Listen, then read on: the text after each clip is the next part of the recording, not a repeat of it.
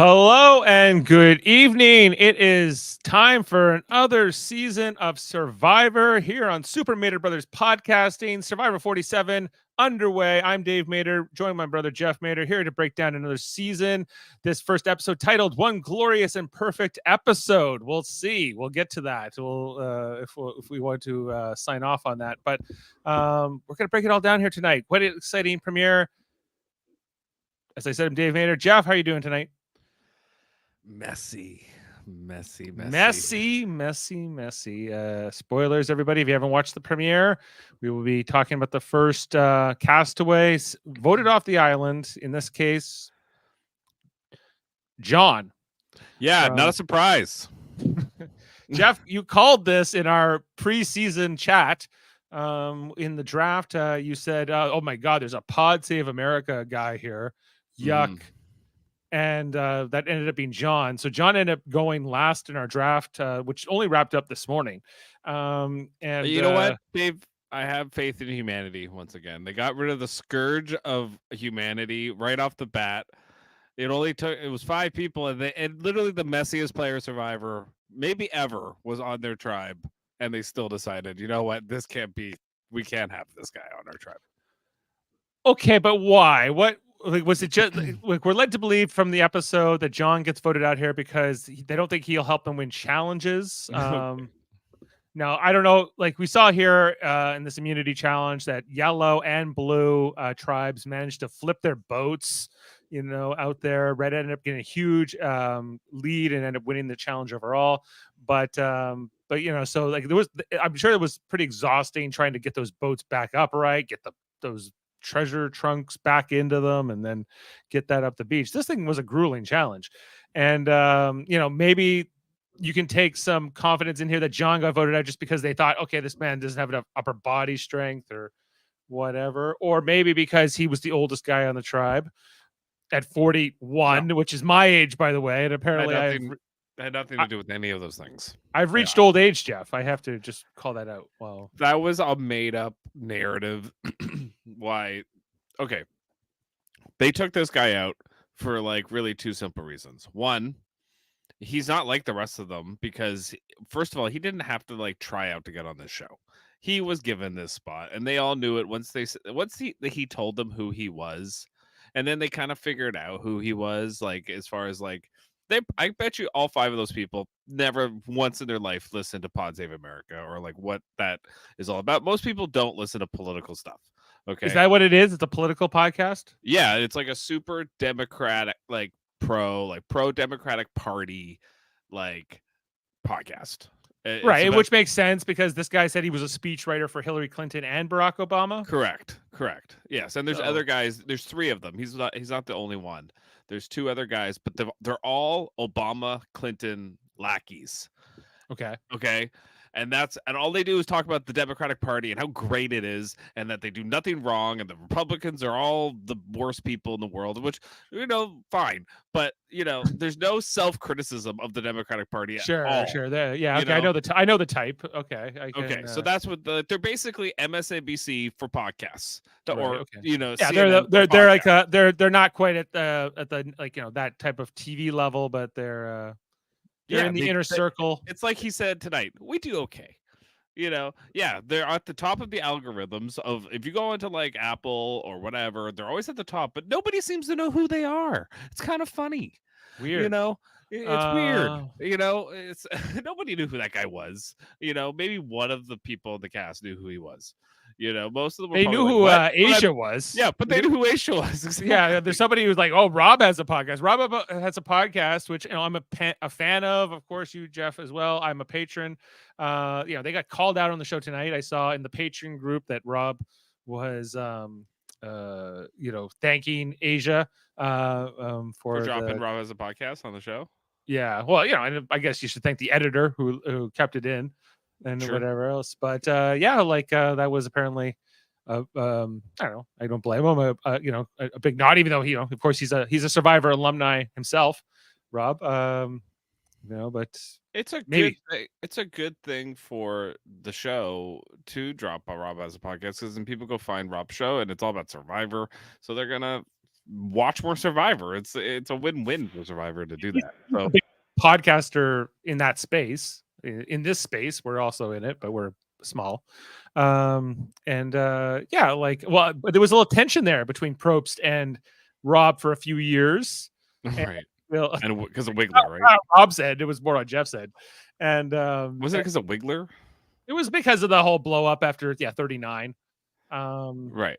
it was not just Wiggler, but a lot of the people in the RHAP community. I think Wiggler was sort of like the guy with the pitchfork who was like, "I'm coming for all you, Right. all you producers on Survivor for what happened on 39." And I think that Jeff got his back up a little bit about that, and I think he was a little, Yes. Thank you, Josh Wiggler, for ruining Survivor. Because of well, like that incident. Because now what we have is like what I had to watch tonight, and we will get into the episode tonight, Dave. But there was some stuff tonight where I'm like, what? Am I just old now, or is this generation the softest fucking generation? Like it is so hard well, to watch is sometimes. this guy okay? So this guy, I think you're referring to Andy, and I think we have to talk about Andy because Yes. I couldn't help but have the same thoughts here. Now, I was expecting to like, I was like, how old's Andy? I was like, okay, it's gonna come back. He's like 23 or something like that, right? No, he's 31.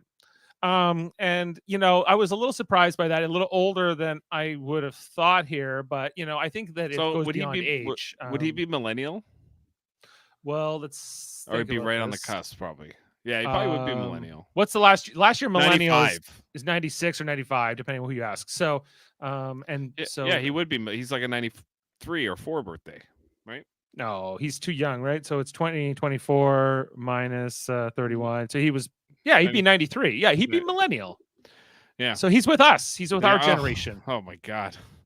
So we can't even say these stupid Gen Z's or whatever. It's not even like it's the people that it's us too. It's like I include our generation, but it's like this new era of like Survivor player ever since 40, like ever since I guess 41. It's like, and it's the 26-day game, and it's just like, is it the post-pandemic world maybe?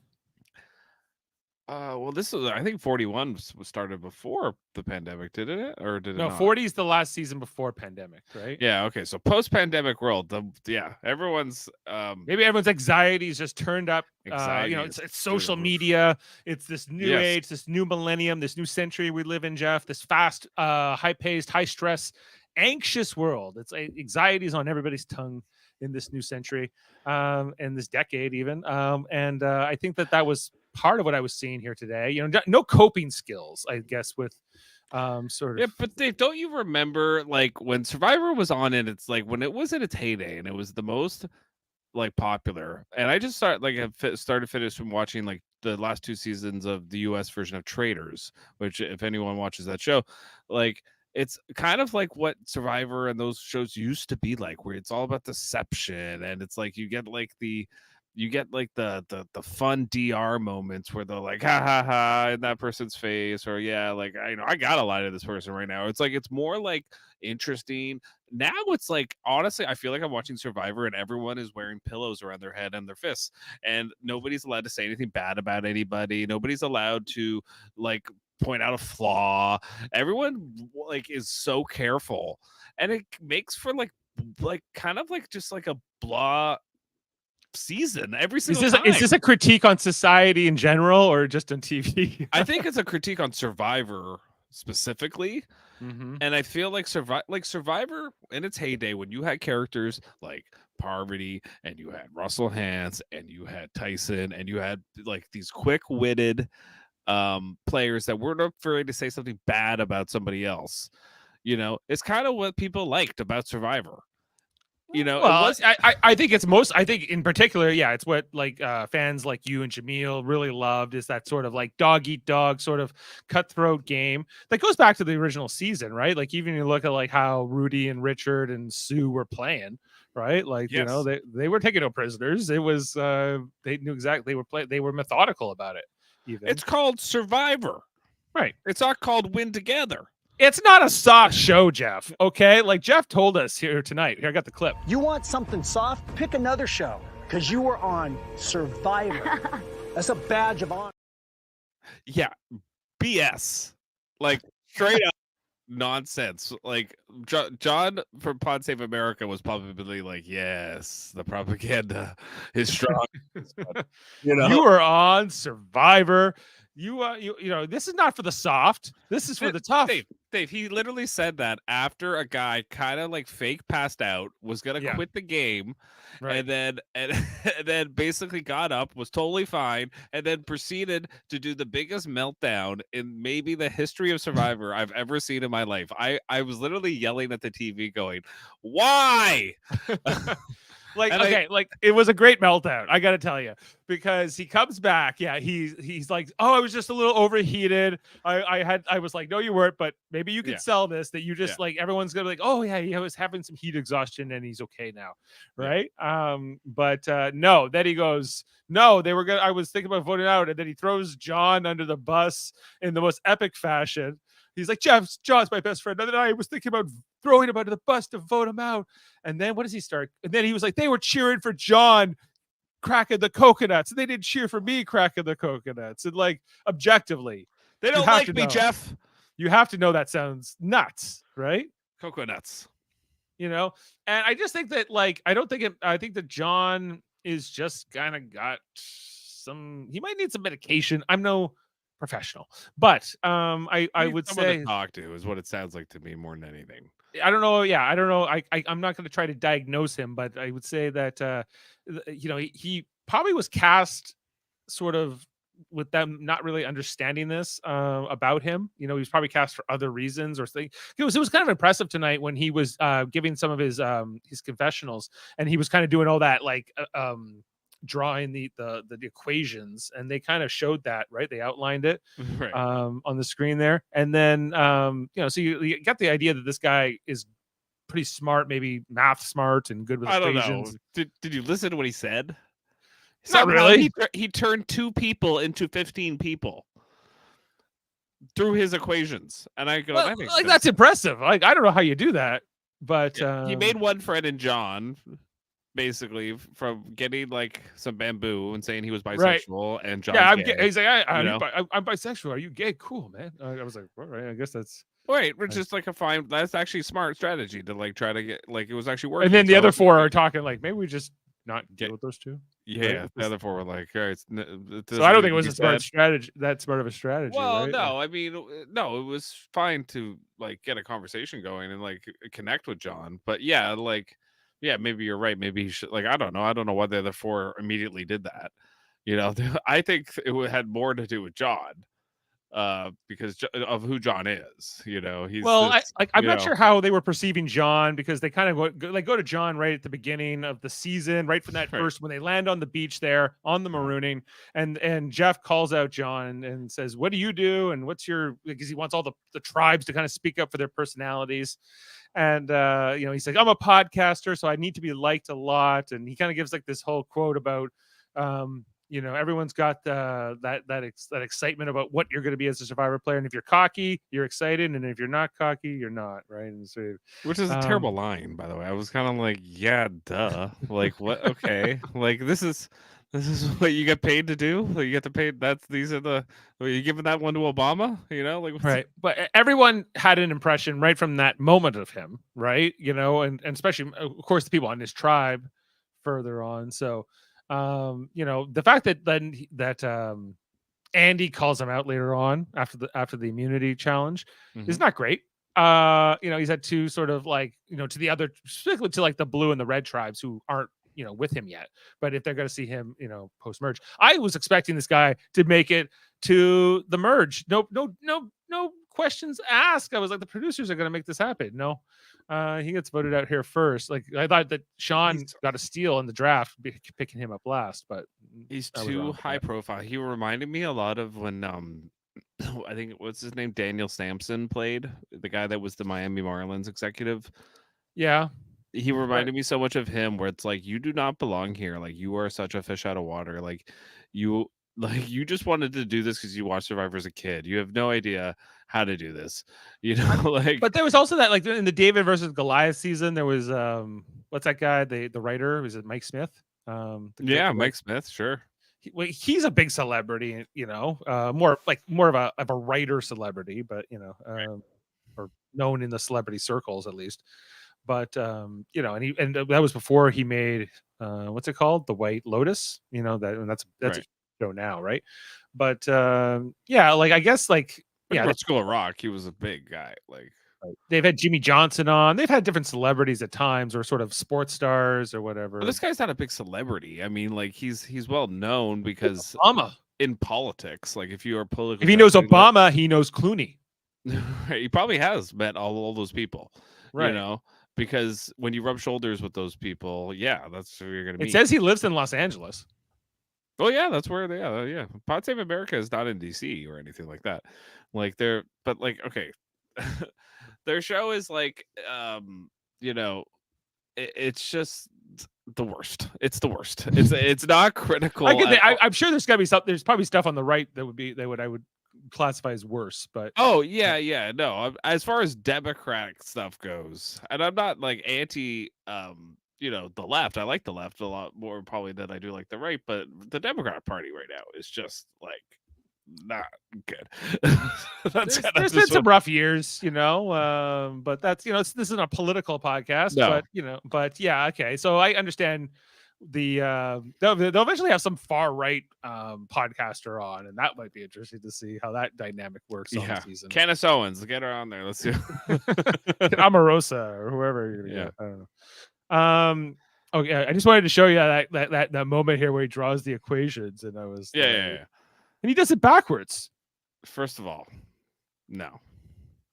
This makes no sense. Like, I don't know how to read these equations. I don't even care, Dave. It doesn't even matter. It makes no sense. Like, he's basically saying there's 6 people in this tribe, and I just have to make 2 relationships. And then he was like, yeah, from these 2 relationships, I'll make all 15 relationships. Literally the dumbest thing I've ever fucking heard in my life. 6 times 5 over 2 times 1 equals 15? Yeah, so that would be 30 divided by 2, which is 15. Sure. Sure. I guess. That literally makes no sense. Like, it's okay. You can't make a relationship with 2 people on your tribe and expect to win the game by getting to know everybody that way. Like, that's kind of what he was saying.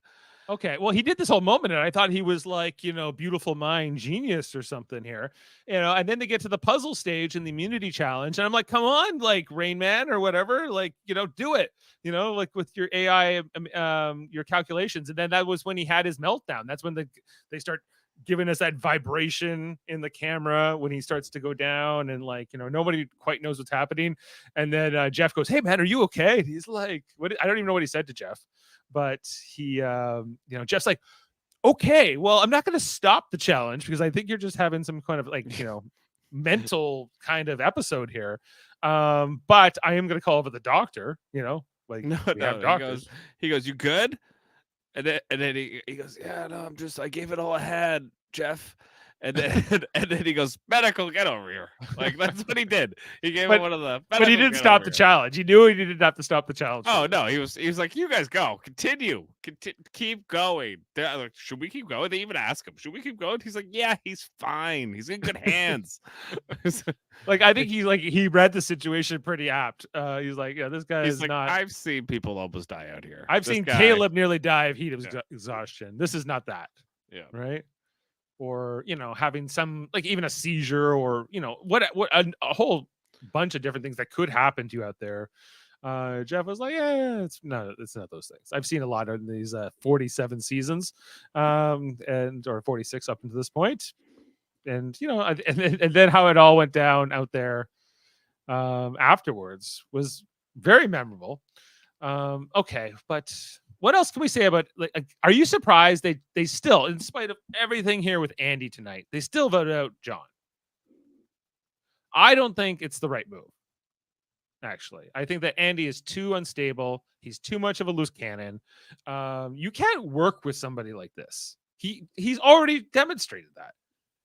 So just like bite the bullet here, vote him out tonight, and keep John for another vote. That's a terrible. What's the downside?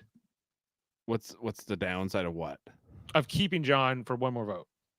Because he's a smart guy, and you don't want him getting away from your tribe. You need to get him out right away because he's smart, and he will be like a Mike Smith or whatever. This Andy guy is not a threat to anybody. You keep him around as long as you can, because It won't be that long. He'll be quitting like before anything. Great. Like one step closer.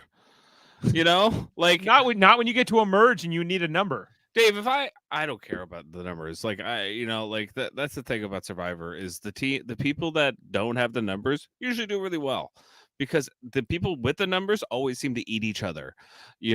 Like, well, that's true, and I don't disagree, but like I think but isn't that conventional wisdom that you want to go in it with into the merge as strong with your original tribe as possible? Conventionally, but it's not season 2 anymore, or like when they used to pagong everybody, and it was like that doesn't happen anymore in Survivor. I still think that there's that bond you have with your original tribe mates that's still not all the time, but often does carry into the later stages of the game. You see that this, like, yes, they'll eat each other and whatever else, but I think that those connections you make in the first few days are significant. I don't think anymore, because the game moves too fast. And you're like you vote somebody out, and then the next vote happens like 2 days later, and then 2 days after that you probably merge or you switch tribes or whatever, and then it doesn't really matter. You knew that person for 5 days. How well did you get to know them, really? Whereas it used to be like 11 days or 12 days before you ever switched tribes or anything. So yeah, it was 2 weeks with those people or whatever, and yeah, of course you would have a stronger bond with somebody over 2 weeks than 8 days or 5 days or whatever they do. Because it's so fast now. It's 26 days. It's stupid. It's super fast. Well, yeah, and we've talked about that before, that you'd like them to go back to a longer season again and whatever, but I don't know if that's realistic. Or just 30. I don't think or just 30 days. Just add a few more days, like add 5 more days or something. Yeah, just because there needs to be more time for these people to hate each other. Because you do need a little bit of that on the show. Like, you need a little bit of conflict, because right now, like, oh my god, I mean, I know it's the first couple days, but the jubilation on everybody's face about how happy they are to be there. They're so happy. They're vibing. So over it. Like, what's the girl that's on the red tribe? That new Asia. Asia. Yeah. No, the girl that knew her. Teeny. Well, during what I think was the first challenge, she was jumping and up and down like a little kid. She looked like she was 3 years old. Like, and like which is fine. I would be excited to be there too. I'm not saying but like it was just like, oh my god, like they're more happy to be there than they are like, I gotta win this challenge. Like, it's more just like, yes, I'm here, which is great. I would be that way too. I get it. But it's like, as a viewer, I'm just like, oh my god. Like, oh yeah, like she's like, yeah, I'm dressed like a hick from Arkansas, but I'm actually from New Jersey. Right. She's like, an RHAP fan as well. Yeah, and like Jeff's like, just to be clear, I didn't make you wear these clothes. I don't think I would make anybody wear these clothes. You have to wear like a color palette. They tell you, you're gonna be on the red tribe, so you can wear like reds and browns and blacks and whatever, and yellows usually. What do they tell them? Because there's gonna be red, blue, and yellow. Okay, right. So you have to bring 3 sets of outfits for each. I think usually not. Maybe 2 in case they decide to swap you last second, but I don't know if you have to pack for all 3 tribes. Maybe you do. I don't know. That's a good, but my impression of it was that you, even if anything, you only have to pack for 1, and they'll say, okay, you're gonna be on the blue tribe or the red tribe, and you're gonna basically stick within this, and then I think they have to approve it probably before you actually bring it. They can't have any logos or anything. No logos. I couldn't help. It was so bright this opener tonight. I was like, no sunglasses. Like I'm pretty sure no hats. Either. I don't see anybody with a hat. Yeah, they never wear hats in Survivor. Like didn't people used to wear baseball hats and stuff? Oh yeah, like Boston Rob, Boston right? Rob, yeah. Oh, yeah. That had a logo. Yeah, do you have a picture of all 3 tribes? I don't think any of them are wearing hats. Oh no, they Jeff gets to wear a hat though. The bastard. Jeff he can wear a Survivor hat. Yeah. Yeah, I don't think so. I'm just seeing if I can get like a wide shot here of there's yellow. So no hats. Yeah. What do you think of, like, maybe we should just talk about the tribes though for a second too. So this was the tribe that tonight that went to tribal council. obviously we're talking about how they voted out John here. This is before they went through the mud, and I did kind of like enjoy that they threw them through the mud in the first challenge here and just made all their clothes dirty and kind of weathered right from the get-go. It was kind of an interesting, which was fine. Right. But so like for this tribe, they said reds and yellows and or obviously pinks, I guess, in the case here of what's her name? She's my draft pick. Sierra. So I have the girl in the middle, Rachel. Yeah. This tribe, okay. My favorite guy on this tribe is actually Buddy here, the sports commentator. Yeah. What's his name? Sam. Sam. He's a sports commentator. Was he? Yeah, from Nashville. He's a sports reporter. Sports reporter. Okay. A sports reporter in Nashville. I loved how he said, "I'm a wolf in wolf's clothing." Right? Like, right. And he's just like, "Oh, can we win challenges?" Ultimately, I think his voice carried the loudest here, and when they decided here to vote out John. Ultimately, I think that the three women just kind of were like, "Okay, we're going to go here with what Sam's." I think Sam is going to become the leader along with Sierra of this tribe. Oh, I think it'll be Annika, not Sierra. And we saw here that Andy doesn't like Annika and wanted to get her out. Yeah, well, that's why he wanted to get her out. Actually, yeah, they were saying in tribal tonight, like, Annika is our leader. And she's like, well, thank you, but I don't actually want that label. Right? She's like, I just helped you guys make a fire or whatever it was. Then we got the blue tribe. Tuku. I found them I always find the blue tribe to be the most boring tribe. I don't know if it's the color. I think it's the color. I think that they just end up being the most chill. It might be a psychological thing. It might be a coincidence. I think it's also like when they get you on the blue tribe, you're like, yeah, just chill out. I'm on the blue tribe. It's calming. It's zen. It's zen, right? They also win. The blue tribe always seems to win. Right. Well, they came in in the initial challenge, the marooning challenge. Ultimately, yellow goes on to win it, but then they end up losing the immunity one that matters, right? But yellow always loses, Dave. That's Survivor. Yellow, they're gonna lose. Orange loses the most statistically, but there's no. Then yellow. Then yellow. Right. Yeah. Right. But red, just like in other sports, there is like some documentation that red wins more of the time. Basically. In baseball and different sports, like teams that are red do win more often than teams that are blue. Like it's probably are there more red teams than blue teams? There are a ton of red teams too, right? So like there is something about that. Statistically, somehow teams that wear red do win a lot. Interesting. It helps that there are a lot of them, but it's also okay. So with that, let's talk about this red team, this red tribe. Can you go through all the names? Lavo. I know I have Genevieve. So we have Asia, of course. We got Genevieve, the Canadian, on the lawyer on this tribe. We got Keyshawn, the doctor, from the ER doctor. We got Rome, who Jeff. If you want some like old school kind of a player, I think Rome is maybe your guy. Yeah, he was great. Yeah, he was actually doing something. They were all suspicious of him, and then he was looking for stuff, and then they find him in the well tonight, and he just walks off and doesn't even say hello. And honestly, why would you even care? Like, okay, I would rather once you found the beware advantage, I would just tell everybody, I'm gonna go get the key. Like once I get the idol, I'll show you the idol. You can come vote. You can come after me, but I'm gonna play it if I even feel like you're gonna vote me out.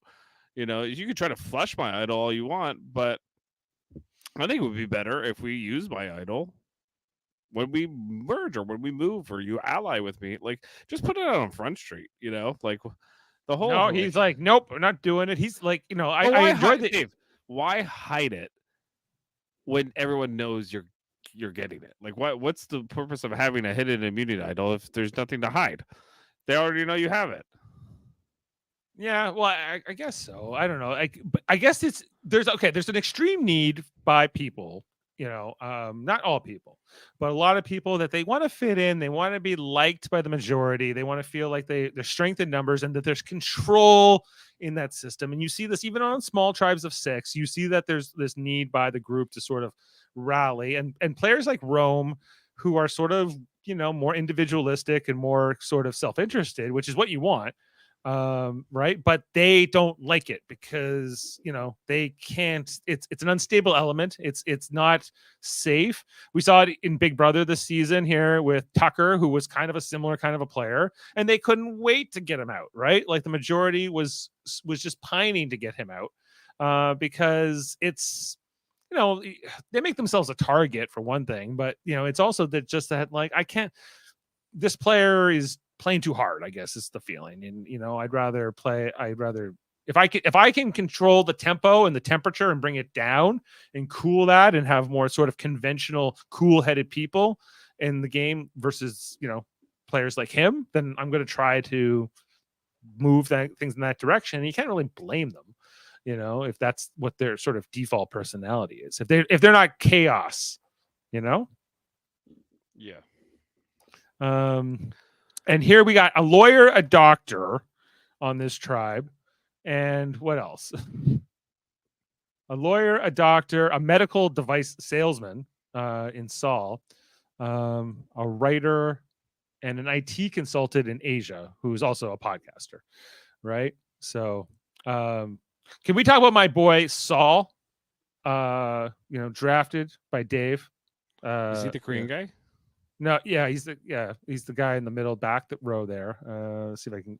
Yeah, you can see his face. Is he Korean? I thought he was. Okay, so you didn't notice in the draft when I took him because we sent out the article with like, you meet the cast of Survivor, and Jaemeel right before it was my turn for the draft, he's like, I cannot abide these players who answer these questions so terribly, and his big problem was with Saul, because it was, why will you be the sole survivor? And his answer was, I have more than willpower. I have Saul power.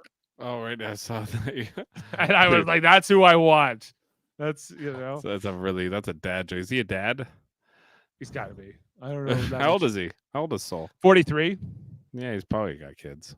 He what's the biggest accomplishment you are proud of? Take a look at my wife. Okay. He's a poker player. He likes to work out. He likes to eat kimchi. I think he likes to eat kimchi more than he likes to work out, but you might be right. Well, maybe that's. I also want to just talk about who we all took now that we've kind of touched on these three tribes, because let's talk about your particular draft picks, Jeff. Here in you have Team the Canadian Team Jeff and Genevieve and Rachel. Now Rachel here tonight was had a lot of unwanted attention, perhaps from Andy. Yeah, so like Andy was like, the desperation vibes were strong with this one. And then like I thought Rachel's like DR of everything that was going on. I was just like, I was glad I picked her, because I was like, yeah, this isn't good. She should have done better though. She shouldn't have let him like pull her away or any but I guess she had to, as long as she explained it well to her tribe, which they didn't really show. Yeah, but she was like, do not lump me in with him. Like, she's one of those people, like I was saying, wants to fit in with the group, does not want to sort of be seen as sort of a maverick or somebody who's going and fighting the majority, right? She would find strength in being with the main group. So that's where she's going to stick to. That's her player. Your other draft pick, Genevieve on red, I don't think we saw much of her at all in this episode. No, not much. Like, she was not really in there. Like, she was kind of with the groups and things like that. And we saw like a lot from Keyshawn and a couple others, but not as much from her. So we'll talk about more of her in there. But also, like, I noticed that they're going hard with the team logos this season, Jeff. Of course we have the buffs here, but red are the rats, right? They're okay. Well, first you got the yellow tribe, who are the green snakes on the yellow background. And then you got the red rats on the red background with some yellow highlights. And what's the blue? And then the blue are the spiders. Oh. So rats, spiders, and snakes. Rats, spiders, and snakes this season. And it was like, it's right on their canteen. It's like very prevalent, these like animal symbols. It's going to come into play here. Well, yeah, this is Jen's team here, Tiana and Sam, right? This was our number one overall when it was Kyle from the Blue Tribe tonight. And John, of course, was last, and he ends up getting voted out first. But I wonder what the last time we had a draft where the person picked last, I was actually voted out first. I don't think it's happened in a while. It's come close, but Okay, then we got Jane, who has Asia and Teeny, both from Red. They both know each other. They know Teeny knows Asia. Right. Well, that was so awkward. Asia was like, "Great, you know who I am." Your camera turned off. Oh shoot. Yeah, she was not excited that she was recognized from the podcast.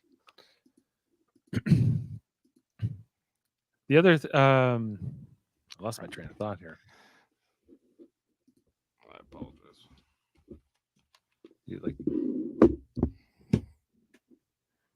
I should be able to cope with this better. Just that I can't see you. But yeah, and then okay, let's talk about my team. Jameel's got Gabe and Keyshawn. That's fine.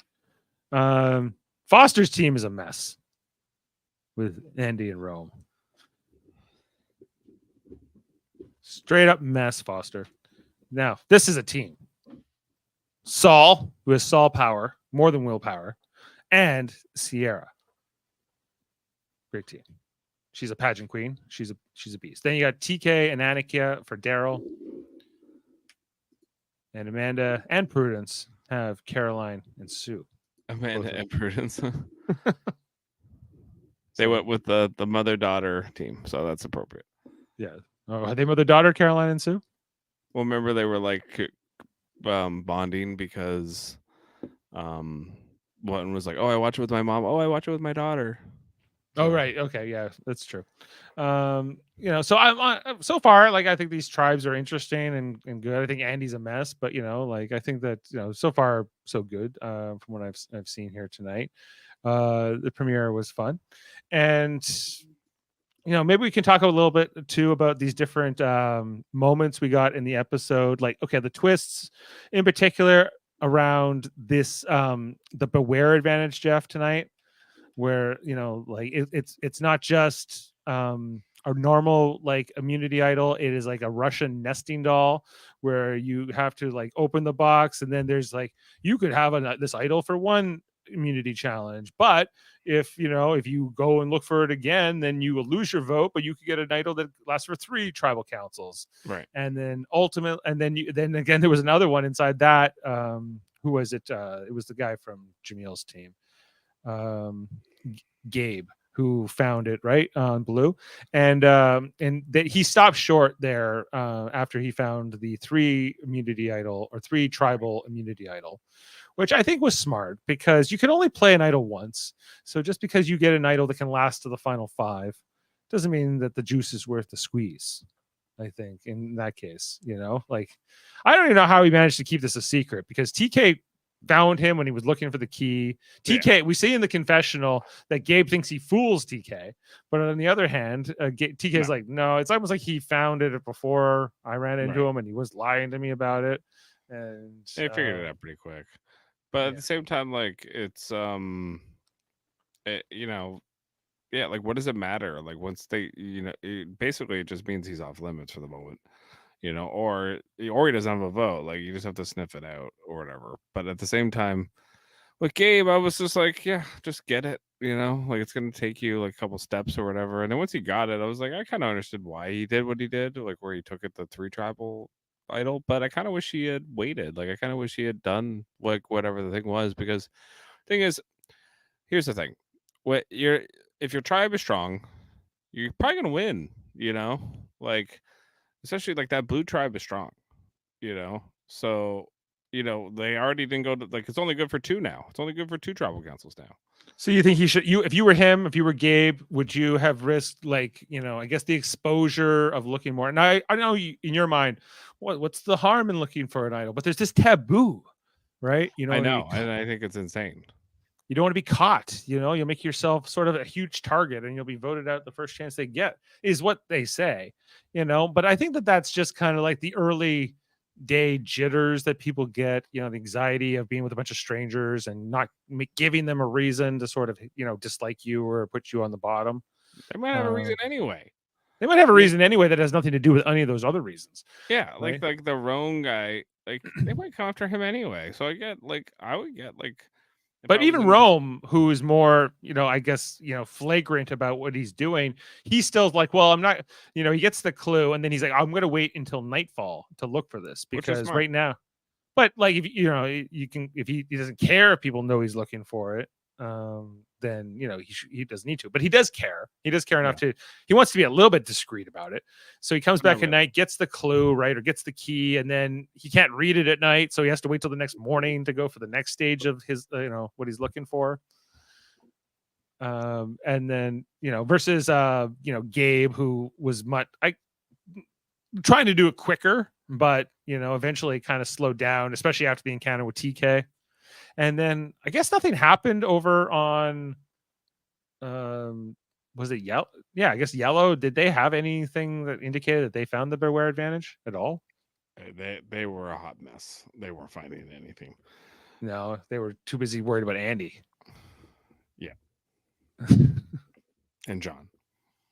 And his speeches. Which also, like, he didn't like impress me all that much with his vocabulary, and like, I was like, you're a speechwriter, like. Well, I also want to talk with the other podcaster on the season, Asia, who went on this little journey with so because Red and Blue lost to Yellow in the initial marooning challenge, they each had to send a representative to to the excursion island or whatever. Yeah. And in a new twist, they're like, okay, well, because Yellow had already earned like their pod and machete and different tools. They're like, we're only one other tribe is going to get that, so they made a representative of each go to this island and then compete against each other. And they didn't know they were going to have to be versus each other when they got there. Usually, it's like, hey, do you want to work with the other person, or hey, do you want to risk your vote for an advantage? But it wasn't any of that. It was just like, you two go at it now.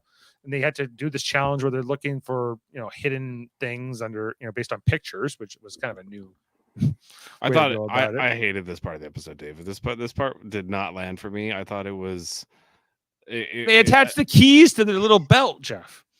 I was so bored. I liked Asia. At least we got to get to know her a bit better, but this whole part of the challenge and this part of the episode, I'm over it. Every new season, you got to give them something to do. They need to fight for these pots, Yeah, do they really need to though? Yeah, it's like you've already made the game uber easy, making it 26 days. Like, just give them the crap. Who cares? This show is not about surviving anymore. It's a complete nonsense. It's kind of like camping. Yeah, it's camping. With maybe it's a slightly harder because you have no tent, yes. but you're and you are in like the tropics, so it's hot during the day, it's cold during the There's night. bugs. There's bugs, there's bats, but it's not surviving. It's like, well, maybe they'll give you rice, maybe they won't. I don't feel that aspect of it anymore. They talk about how hungry they are. I'm sure when Jeff brings out like cookies, pasta, pizza under the stars, whatever, right? They'll go for it because if you're used to eating 3 meals a day and suddenly you're not, of course you're gonna get hungry. But that's not surviving. That is just a low calorie diet while camping. True. That's just that I think you would think that people I bet people actually probably try to fatten up a little bit before they go out there, knowing that what I would do. Yeah, they're gonna lose weight, but you're also gonna make that when you have that crash of the hunger, it's gonna be hard, right? Your energy levels would be bad. Yeah, so I don't know if I would want to go in with reserves or not, or I'd just rather be used to having a low calorie diet going out there, or kind of thing. In a 2-hour challenge, I guess this is a way to fill some time, Jeff, where they're going on their little treasure hunts, but I get why you would do without this. We saw here that basically TK was assigned to do this by his group based on losing rock, paper, scissors, but Asia actually volunteered for this. And you saw that some people on the Red Tribe didn't appreciate that. Like, they were like, well, that's not in Rome in particular was like, I wouldn't want to be not there for the first few hours, after not getting to know my tribe, instead going off on this little adventure. But she would you have made Asia's choice if you were offered it on day one? I understand why Asia did, because Asia knows the game and she knows what to expect, and she's also knows herself. She has a good personality. She knows she will be fine. Right. She's not going to get voted out because she went and tried to get a pot for them. You know what I mean? Like, I just don't buy that. Yeah. Like guess not. even Teeny or whatever was like, oh, I'll wait for her to come back to see if she could be the fourth in our group. So they were Right. So giving maybe her- it doesn't matter if you're there for the first few hours, like ultimately, like that's maybe we're putting too much importance on that. If you have a crap personality, it doesn't matter if you're there. Dave, it might be a good thing to not like, because everyone's like fake to each other at the beginning. And everyone's on their best behavior and is acting like, presenting the best of themselves. And then when you finally get there, at least there's been some time where, like, some things are starting to annoy you about everybody else. And you're like, oh, I'm just coming back and now you're a breath of fresh air. Like to assume that people are going to click up that quick. I just don't buy it, because you're assessing each other right away. Do I want to be allied with this guy? That you saw it on the Yellow Tribe. Well, they're doing that. Like, my understanding is that they're doing that for not even just when they get out there, because of course, like when they're cast, they're all out there together. They're doing the photo shoots, right? Like this little background here that we have in front of us, is the day before the marooning, right? If I have that on an overlay, yeah, here, right? Like they they were all there that day, and they all were posing for pictures, but they're not allowed to talk to each other yet, right? So they can look at each other, make eye contact, whatever, and even before they're out there, they're in this casting process for some time before that, seeing each other there and whatever, and they get to know each other kind of, or you exchange a look here and there. And so some of these people have potentially known each other in that way for a while. And so then you get out there and then you finally get to talk and you finally get to connect, and hopefully it goes well, but maybe sometimes it doesn't, or you go, this person's not quite what I was expecting, or they are. But for somebody like Asia, who they kind of already know who she is. Well, one person does. We don't know if anyone. Well, at least one person did. I don't know how many more of these castaways. Like, I don't think anybody else on the Red Tribe necessarily knew who she was, right? Like, I don't think. Maybe we don't know yet. I don't know if Keyshawn knows. Yeah. Like, nobody knew who John from Pod Save America was. They were just like, this guy seems important. Nobody knew. You know who he is, so I don't know. Yeah. Like, I didn't know who he was either, but I'm like, oh, okay, sure, John Lovett. Anyway, but okay, the fact that just back to this, like, this whole challenge with TK versus Asia, Asia kind of loses this thing because she looks for the path for too long to get back to the beach. Whereas TK just like goes straight through the woods, and he is like, what's the most direct path to get there? Once he knows that he has to go out to the water, even though she found the clue first, or at least that's what the edit leads us to believe. Yeah, it's probably true. Yeah. And so that's the thing, people, that you need to take note of there. Did you like when Asia was like basically dead to rights? Like, he had the buoy, and she tried to wrestle it away from him. She was like basically like try it, like she was gonna do it, and he's like, nope, don't do that, because like basically like, I'm gonna elbow you in the face if you tried. Like, well, she said he could play in the NFL, Jeff. Oh yeah, sure. What's his job? What is his job? Let me have a look. I don't think he could play in the NFL. I don't think he's jacked enough. He is an athlete marketing manager. Okay. Wonder what athlete. He must work for probably a football. Like, yeah, that's what it seems about right. But like, I just don't think he could play in the NFL. I don't think he's big enough. No, I was like, there's no way this guy's in it. James, like, he could be a quarterback. I'm like, he's not tall enough. You got to be able to get over the heads. So, yeah, I think she just did it because she was like, I gotta try. Well, she knew that she was going to come back to her tribe with no pots, and I don't think she was expecting this kind of like do or die, kind of a challenge or whatever. Yeah, it's kind of unfair, because it's like, he has the ball, he's got the ball, but then she does try to play a little dirty, and hey, hats off to her for trying. Yeah, no, that's what I mean. Like, yeah, don't give up. You only get to play once. You're playing for $1 million. You don't know this guy. You don't need to be nice. That's right. That's and correct. but hey, so on his half, And he was looking for a while. You saw that he was pretty close to this thing for a while, but he had all the mud still on him. So when he went into the water, all the mud came off of him in the water, and then he had like a cloud of mud around him. Yeah. He was Right? looking through the muck. The muck and everything else. Okay, so we touched on all that. Then, yeah, he kind of told them about that when he came back to his tribe. I guess that's maybe a downside. Is like, hey, I heard you tried to wrestle the thing off TK when you guys went out there. It's like pretty dirty. Or maybe they wouldn't even say it to her. Like, don't work with her. She's like, she'll try to steal it. She'll try and do anything. It does say something about her personality, right? Like that she's a fighter and that she's not going to give up. Yeah, for sure. Yeah. Just like the esports commentator, Rome. Oh, I thought it was Rome. It's actually Rome. Another sports guy. How many sports people did they get on? A lot of sports guys this season. Yeah, we're sports adjacent. Too many lawyers and cops. We need to go another way.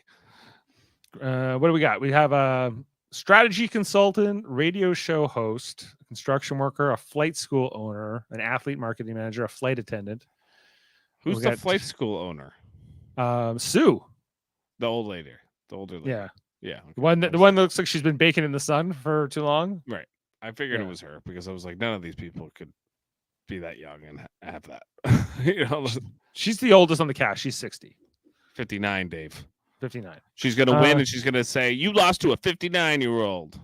Well, you saw here, and Gabe was like, I knew when I came here, I was gonna find the oldest person and make them my ride or die. That was my whole strategy. Which is such a weird strategy. It's different. Nobody ever does that. So, no. Really, right? It'd be like going out there, like, who's the youngest person? I'm gonna ride that young person to the. There's so much emphasis on the age thing. I feel like even more now in the modern Survivor, Jeff, because like I think that it's so much more in the cultural vernacular now when we think of like the differences between boomers, Gen Xers, millennials, and ever since even like the Gen X versus millennial season, which I think maybe helped bring that those kinds of terms even more into like the cultural norm. I just think that you get John here tonight. Like, man, I'm oldest guy at 41. I can never get along with these 20-something-year-olds. You're like 10 minutes older than them. Who cares? Like, or maybe he thinks that they care. Yeah, that's it. Yeah, and maybe they do. Maybe, or maybe they don't like you for other reasons. Do they need to do a millennials versus Gen X season again? No, not Gen X. Gen Z. Sorry, a Gen Z versus millennials season. Sure, why not? Like, pass the torch. Yeah, and they will have, and then if in a few years we'll have Gen Z versus Gen Alpha, or you could do boomers versus Gen X versus millennials. Or 4 tribes. Okay, we'll do 4 tribes. Do the 4 tribes. Boomers, Gen Xers, millennials, and you could, and then what you could do is you could take the whole cast of Master Chef, because that's what they did this season. Did they do a generational one too? Yeah, it's generations this season, and it's all 4 generations. So you bring that whole cast over to Survivor. And then boom, you got your season. Yeah, I don't know if they'll go back to like I miss the theme days, when we used to do healers, hustlers, heroes, and stuff like that. But hey, this is the new era, Jeff. And speaking of, I think is it Rome who says in the opener tonight, like, I want to be the first head on the new Mount Rushmore of the new era of Survivor. Oh God, what? There's a Mount Rushmore of the new era? There's an old era Mount Rushmore, Jeff, and there's a new era. There's only one Mount Rushmore. There's not like eras of Mount Rushmore. Yeah, it's not like we've decided, well, because those 4 presidents are already on Mount Rushmore, now we need a new Mount Rushmore. We need a Mount Rushmore from 1920 on. Like, no. Why don't we have Woodrow Wilson on there yet? Oh, no, he would. That would be on the worst presidents of all time. Who's on the one now? It's Washington, Teddy Jefferson, Roosevelt. Teddy Roosevelt, and Lincoln. Yeah. Okay, so you can't do anyone. You got to go to at least who's after Roosevelt, like 1910, I think, 1915 in that area. Like, yeah, but there's no like FDR one or whatever. It's kind of weird that it's Teddy Roosevelt and not FDR, but Teddy Roosevelt was a big deal. I know, but he's maybe the lesser famous Roosevelt. There's a mini series that I think DiCaprio just produced. There's like 3 episodes. I'm gonna watch it though. It looks pretty sweet, but it's about Teddy Roosevelt. Yeah, I've enjoyed learning about him, but I digress. He's an interesting guy for sure, and basically created the police force in New York City and did a whole bunch of different things. But where were we, Jeff? What were we on? Yeah, the Mount Rushmore. That's what he was going for. The new Mount Rushmore. Who's on that? Is it Marianne and Erica? It's Erica. I smashed the hourglass to change the course of Survivor history. Yeah. Is it Gabler? Like, what are we talking about? This is your Mount Rushmore? Like, what are we talking about here? Like, there's nobody from this new era of the 40s. Okay, who's the original Mount Rushmore? If you could only have 4. If there's 4 people in Survivor that are on the Mount Rushmore, yeah, who is it? Okay, Boston Rob's on it. Is he? Yes. Okay, he's on the short list, but I don't know if I want to put him there. Okay. Is Sandra there? Sandra, I guess, would have to be there. She's won twice. I feel like the legend of Sandra and Rob it's so much more inflated for both of those two. They made statues of them, Dave. They have. I know. I think that's part of it. I think I think Sandra she won twice. Rob won once, and it was kind of a season. He won twice. No, Amber won. Oh yeah. Yeah, and then he got proposed to her. Yeah, then he's like, I'll just marry her and get the money anyway. Yeah. He made the ultimate gameplay outside of the game. Yeah, Anyway. he did. Hey, that's impressive. Okay, so if you're already taking up Rob and Sandra on 2 spots, then who are the other 2? Who are the other 2? Is Tony there because he won twice? Tony would be. He would fill a spot. And who's the last? Is Russell? I think maybe Richard Hatch. He's the first. He's the George Washington of Survivor. He's the Lincoln. I don't know. He's the George Washington. No, he's the George Washington. He's the first. I don't think it would be. I don't think people like Richard Hatch enough to do it. This is for a hypothetical mountain. We're going to carve the faces into the Survivor players. The Survivor. Maybe Probst. Maybe I would rather have Probst than Richard Hatch. Honestly, Yeah. I think he's more deserving of the spot, even though he never actually played. Who is there? Anyone from the 30s that you would even put in there? I don't even think there is. I guess Tony's from the 30s, or he's not, is he? He's from the 20s. Like, it's kind of crazy. We don't okay, we had Sandra, would you put Parvati in the top 4? Or No. is would you Although Parvati is close. She's on the short list. Would you put somebody like Ozzy up there? No, he never won. Neither did Russell Hantz, which I guess he can't Russell be there Hantz wouldn't be on there either. You never, I like Russell and everything. I just don't think he has the legacy of a winner, and yeah. So how about Boston Rob, Sandra. What about Kim Sprodlin? No way. Not even no chance in hell. Who was the other? Well, I guess we said maybe Probst, but I guess I would go Suri, number 1 though. Parvati. Parvati did make the end twice. Yeah, I feel like she's kind of a legend in her own right in some ways. Yeah. Tyson. But not really. He won, but not really. Not a great season that he won. I would even put Rudy there. He never even won. Right. Rupert played like 5 seasons. That guy. Johnny Fairplay. Johnny Fairplay. Somehow Johnny Fairplay managed to get himself on the Mount Rushmore, and you're like, how did this happen? And you're like, oh, he made a deal. That's Johnny Fairplay. Yeah. He was up to something. So anyway, idols around this challenge tonight. I think we've covered most of this. Tribal Council itself was kind of. What did you think of the whole moment here where, John gets voted out and he goes to Probst like, I burned bright and fast. And Jeff just goes, okay. And just snuffs the torch.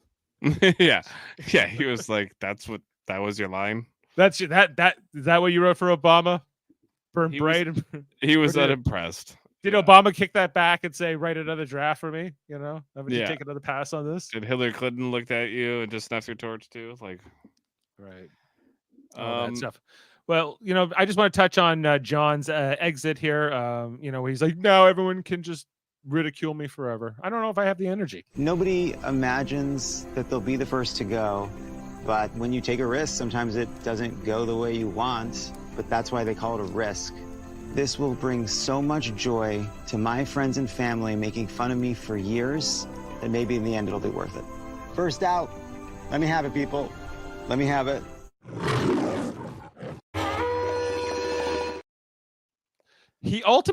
John ultimately voted for Annika here. Isn't that a little weird? Well, no, because he was hoping to vote with what's his face? With Andy? Andy, yeah. Well, like that just tells me that his game was in a really bad place. It was. He was terrible at the game. And what are you gonna do with 2 votes in a tribe of 6 like this? Like it's you need at least 3. Yeah, he was playing way too hard. All he had to do was like, let's vote Andy out. He's a train wreck. And that's what you saw here. They're like, but we're gonna tell Andy it's you, John. And if I heard that, I'd be like, no, let's tell them it's you. No, if I said that, I said fine. It's fine. That's what he said.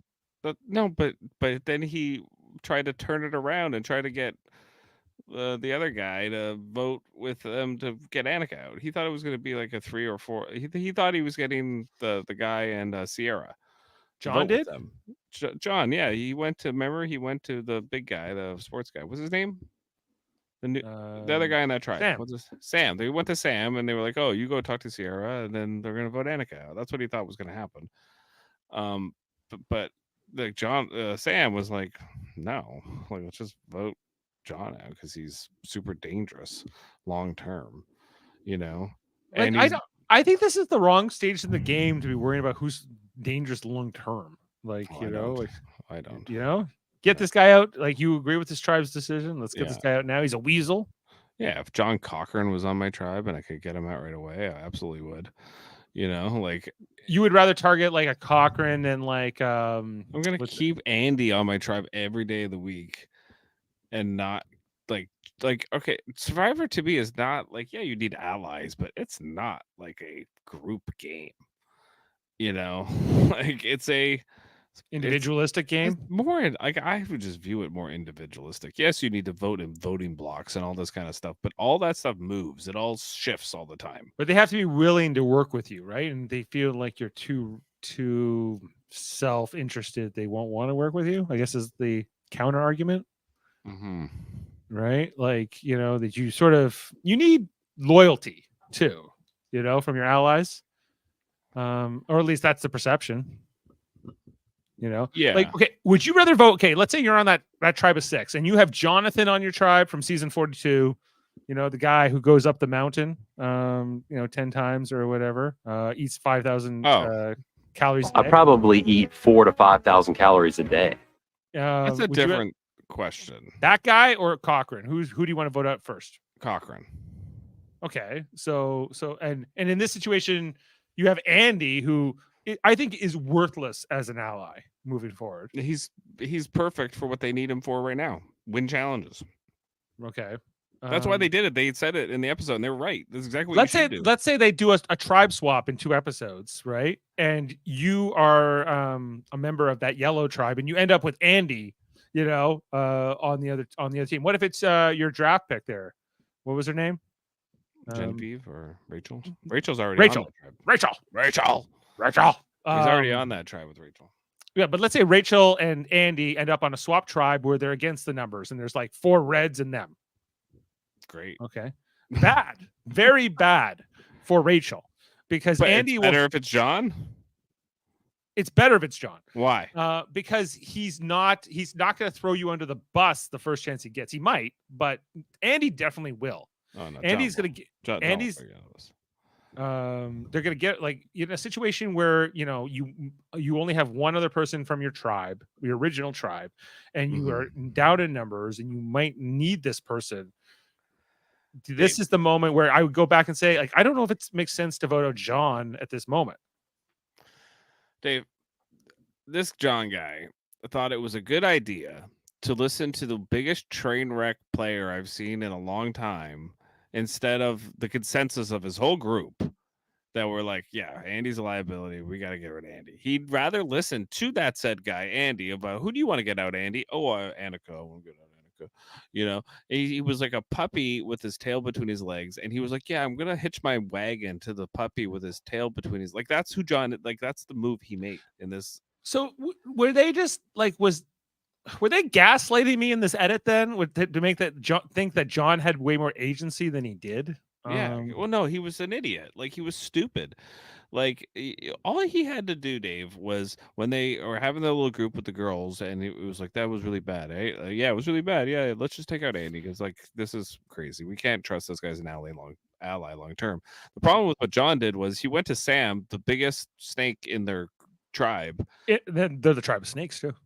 Yeah, right. He went to the biggest snake, the head of the snake, Mhm. and said, "Hey, vote me out, basically, because I'd rather like turn on your little group here." Because he had the group with the girls, and the girls were like, like he gave Sam the perfect opportunity to turn on him. So because he went to Sam and tried to get Sam to vote with Andy, and so they could vote out To Annika, get and, Annika. and then basically Sam turned this around and voted out Yeah, John. and Sam Okay. controlled the vote. Right. Like he did the absolute worst. And what John needed to do was get one of those girls to really trust him. Mm-hmm. And Why he do you think didn't he couldn't? Because he's because older, or just because he they was paranoid? Because it seems like he was paranoid. paranoid about his age, paranoid about whatever, right? That Yeah. he said like how much he needs people to like him, and probably the more. That's the thing when people don't like you, and that gap grows, and you're somebody like John who really needs that affirmation. Maybe your paranoia gets the best of you, and all of a sudden it's not tenable, and then they vote you out here, right? Yeah, he was Like, okay. John was totally out of his bubble. He's used to talking to people that all agree with him, and have the where's same Clooney? sort of. Yeah, where's Clooney? All the group thing comes together with the Democrats, and they go, "Oh yeah, you're so right about this. Oh yeah, oh yeah, yeah." And they all just like that's the world he lives in. So when he goes into like this new situation where everyone has a mind of their own, he was a fish without water. You could see it throughout the whole edit. It was awesome to watch. I loved it, because he couldn't handle it. He was like, "Oh my god, I don't know how to do this." It's like you talk to people all day, every day for your whole life, but like he doesn't like he couldn't connect with people. He had no idea how to do it, and it was hilarious. It really was. He's been in his I think you're right. I think you might be on with that he's been in a bubble socially at least for a long time. But okay, we're gonna see if this decision to keep Andy bites them back, because in the next episode we see that this could come back to haunt the Yellow Tribe. Let's have a look at the next episode. Let's go, Andy. With Andy, it's giving toxic, clingy boyfriend. Next time on Survivor. Exactly. Rome is. He's a lot. He called us all losers. The rage on her face, that put the nail in the coffin. Let's talk. I was not ready for the bomb that Andy was about to drop. Now, how did Annika describe Andy? Desperate, clingy boyfriend. Yeah, toxic, clingy boyfriend. Toxic, clingy boyfriend. And he gives me. I hate to say this. He gives me kind of serial killer vibes. Me too. Like yeah. I'm like, this guy is not right. Like, Yeah. I don't know if he needs medication or a psychologist or whatever. Like the But- smile that he had when he was chopping the coconuts at the beginning of that clip. It's off-putting. You're kind of like, ooh, it's not good. Like here he looks passable, but then when he starts talking about they cheered for John's coconut and not for my coconut, then you gotta go, oh, there's something off here. Yeah, when everyone's like, oh my god. Yeah. He's like, can we wake up early tomorrow? You're sorry. Still trying to remember all the names. Rachel. Hey Rachel, can we wake up early tomorrow and watch the sun come up and talk on the beach? And she's like, no, I don't want to be, going off quietly with you and being whatever, Yeah, he sounded like he needed a therapist. I didn't quite get what he was talking about. He was like, back home, my life's not like this, and I'm out of my comfort box. And I'm like, you're 31 years old. Like, what do you do? What is your comfort zone? He might just work at home, and he never deals with anybody. Yeah, that's what it seemed like. It seemed like he said no social interaction really with many people at all. And so he doesn't know, he had no idea how to navigate it. Like, you saw like two ends of the spectrum tonight with Andy and John, where John should know how to do this. All he does is political talk and maneuvering. He's literally hung out with the most powerful people in the world. And then you have Andy, who doesn't hang out with anybody, it seems like. And guess who came out on top on that one? Andy somehow. But then you Andy. see here that that the tribe is already maybe regretting the decision based on this preview. John said, I was not prepared, or no, Sam says, I'm not prepared for the bomb that Andy dropped on me. What's the bomb gonna be? It's something personal about it, like him or something. Like, Is he bisexual? You think he's gonna be? I'm bisexual, Sam. And I'm I want attracted you." to you, or so, you know. Who It could knows? be. I don't know. Like, I don't know. That's one theory. What was the? Oh, we saw some sweet moonwalking there from Rome. Did you Mhm. see that around the red fire, the red Yeah. tribe fire? That looked Right. impressive. But they weren't. And there was some comment here that in the blue tribe that he called us all idiots or called us all. I think they were referring to Gabe. That Gabe had maybe said something, or at least that's how I interpreted the clip there. So I don't know. I'm excited for the next episode. And see what all this, how this is all going to play out. We'll see if the yellow tribe will rebound here. Who do you have a prediction for who will be going to tribal next? I don't know. Probably yellow again. I won't be surprised at all. Okay, but let's say it's not yellow. Let's say it's red. Who will red want to vote out first? Is your prediction? Who will red want to vote out first? Well, they'll probably want to vote out Rome first, but he has, he'll have an idol, so hopefully that becomes a good tribal. But and he actually said very directly in his preseason interviews, if I have an idol, I am going to play it.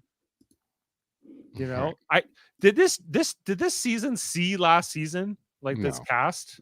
Probably not. Probably not, because last season was the season where everybody got voted out with an idol in their pocket, and I'm just trying to figure out if that knowledge would have been in their vernacular by that point. Here, I just want to see what the filming dates are for Survivor 47. Filming dates were May to June of 2024, and we finished that season in June or May, right? So yeah, there's no way they could have seen the most recent season when they filmed this. They would have been filming this when the new season ended. Or actually, no, they would have seen it. Yeah, they did. They would have seen it. Yeah, Jeff. Yeah. So I think that they're coming in with this knowledge that everyone got voted out last season with the idols. Oh, maybe. Yeah. I think they just would have seen it. So and so maybe we'll see more idols played than ever. Yeah, possibly. And they're just. Yeah. Will the fear of playing an idol and not having to versus the balance of getting voted out with an idol, play out the same way this season, or will we see a reverse effect? Will people try to vote people out to flush idols out? Probably. I see that happening. I think people are too afraid of that because they're too afraid of losing on a rock draw or something, if there's a tie or whatever. So I see some hesitancy there, but we'll see. Okay, what if it's the blue tribe that ends up going to tribal next? Do you have any sort of person that would stand out there for being a yellow target? It's hard. I feel like we got the least amount of them tonight, but They're probably not going to tribal for a while. Is Gabe going to be that target? We saw Caroline was worried about the boys teaming up over on the blue tribe, although I don't think that's probably likely at this point, as we saw Gabe and TK learn to not trust each other in these early moments. And then there's Kyle over there, who I don't know anything about yet. I think TK is the most likely person to get voted out of that tribe. You think TK was just because he went on that excursion? Yeah, and because the Gabe and the Caroline and the old lady, Sue, yeah, I could see them. I don't know. The Gabe guy kind of gives me Andy vibes too, man. Like he kind of gives, he's a hard worker and a lot more, but and he's motivated, but he gives me the same kind of vibe that he's a little bit desperate. Who picks out oh, I want the old person and I'm just gonna make that my ally. It's kind of this strange. is good. It's a whole new strategy, unconventional. Strange. It's the Picard maneuver, the Gabe maneuver. Yeah. We're gonna name this after when it's all over. All right. Well, I think that's all I got to say about this premiere. It was pretty good. Probably I didn't necessarily need the Asia versus TK thing. Doing the picture treasure hunt, but whatever. And we'll see if the decision to vote out John over Andy was the right one or not. I feeling that those answers are coming in the next episode. Check out all our stuff here on Super Mater Brothers Podcasting. We'll soon be covering it was Agatha all along on our Mary Mater Marvel Society podcast things that just dropped. So when those episodes all wrap up, I'll get talking with Davin and Jaemeel. Meanwhile, speaking of which, Davin getting married tonight in the Annapolis Valley with Tiffany. Mazel tov to you. Our Aunt Heather was able to, and cousin Kate were able to attend on behalf of the family. So we'll hopefully see some pictures coming out soon of all that. So congratulations to them both. And Big Brother, we're still covering Big Brother right now. If you're 26, is that what season we're in? We'll be on tomorrow to talk about the week 9 eviction. So look out for that. And with all that said, we'll sign off for tonight. We're going to leave you with what Jeff expects you with, no matter what here. He wants you to fight until you snuff that torch, and don't you damn forget it. See you next time, everybody. Have a good one. What's great about Survivor, you might be right. It might be a 5-0 vote tonight. Yeah. You might be wrong. Yeah. You don't know. You fight until I snuff your torch. That goes for everybody. Beam up some Star Trek content with Live Long and Podcast. Tune in to X-Rated, the X-Men animated review show. Artistic interviews with graphic histories. A roundtable movie discussion with Hey, did you see this one? And movie reviews with Hold Up, a movie podcast. And while you're at it, spin a few records with Eamon on Track. Watch us duke it out on trivial debates. And let's chat about TV with the Super Mater Brothers. It's all here on the United Federation of Podcasts.